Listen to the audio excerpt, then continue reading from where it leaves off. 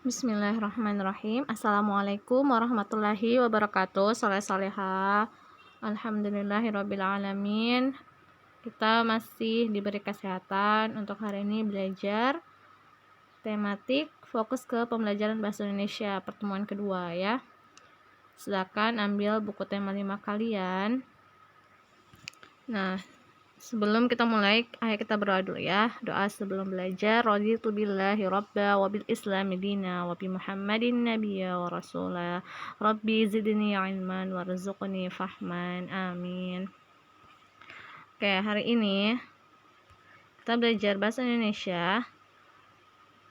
Ya, di pertemuan sebelumnya kita sudah belajar tentang formulir ya. Jadi formulir itu ada dua, formulir pendaftaran dan daftar riwayat hidup. Nah, tujuan materi hari ini yaitu kalian mampu mengidentifikasi berbagai jenis teks formulir ya. Kemudian kalian mampu mempraktikkan pengisian daftar riwayat hidup dengan tepat. Nah, masih ingat kan, daftar riwayat hidup itu adalah data yang berisi informasi tentang diri seseorang ya. Nah, kita bisa membuat daftar riwayat hidup itu untuk keperluan menerangkan data diri kita kepada orang lain ya. Digunakan untuk keperluan mendaftarkan diri, misalnya mendaftarkan diri ikut lomba kesenian, menjadi anggota sebuah tim atau yang lainnya ya. Dan setiap orang itu memiliki riwayat hidupnya masing-masing ya. Riwayat hidup kalian pasti itu berbeda dengan riwayat hidup adiknya kalian, kakak kalian, bahkan orang tua kalian, pasti berbeda ya. Nah, kita itu dapat menulis daftar riwayat hidup itu dalam bentuk singkat maupun dalam bentuk narasi atau cerita. Nah, untuk membuat daftar riwayat hidup ini itu diperlukan data diri, pengalaman, keterampilan yang kita miliki, prestasi yang pernah kita raih ya. Kemudian informasi penting lainnya yang perlu diketahui orang lain. Seperti itu ya, itu merupakan daftar riwayat hidup kita. Nah, kemudian ini ya, di pertemuan sebelumnya sudah pernah perlihatkan daftar riwayat itu biasa disebut CV ya, atau kurikulum vitae. Itu merupakan catatan atau sebuah dokumen yang menggambarkan diri pribadi secara singkat. Nah, berupa pendidikannya serta mengenai pengalaman seseorang dan kualifikasi atau kemampuannya ya. CV dibutuhkan untuk melamar pekerjaan, mendaftar beasiswa dan sebagainya ya. Ini contohnya. Nah, bisa kalian lihat di buku tema kalian halaman 94 itu ada petunjuk pengisian daftar riwayat hidup.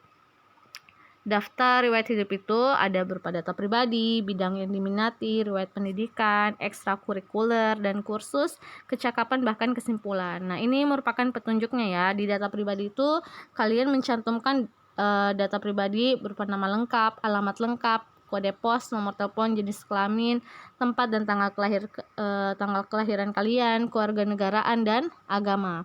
Kemudian bidang yang diminati, kalian tuh berminat di bidang apa. Kemudian riwayat pendidikan, ini kalian menuliskan riwayat pendidikan yang pernah kalian tempuh, misalnya ya di taman bermain tahun berapa hingga tahun berapa kalian sekolah dan di mana kalian bersekolah. Kemudian ekstrakurikuler dan kursus itu kalian mencantumkan yang pernah kalian ikuti, ekskul apa yang pernah kalian ikuti, kursus apa yang pernah kalian ikuti. Kemudian kecakapan di sini itu keterampilan yang kalian miliki. Kalian tuh mempunyai kemampuan atau keterampilan apa yang sedang kalian miliki saat ini.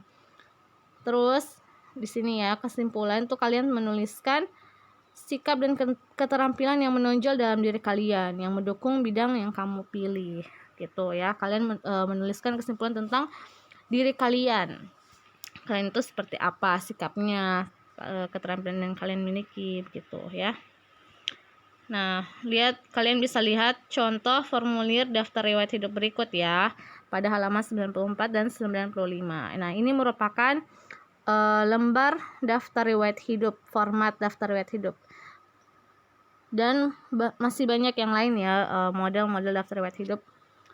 Ini hanya contoh. Nah, dari kita mempelajari daftar riwayat hidup ini, itu sangat penting ya untuk melamar pekerjaan di sebuah lembaga atau instansi. Nah, seseorang itu akan diterima bekerja di instansi tertentu tuh pasti karena dilihat dari catatan daftar riwayat hidupnya ya, baik apakah diisi dengan jujur atau sesuai dengan keadaan sesungguhnya.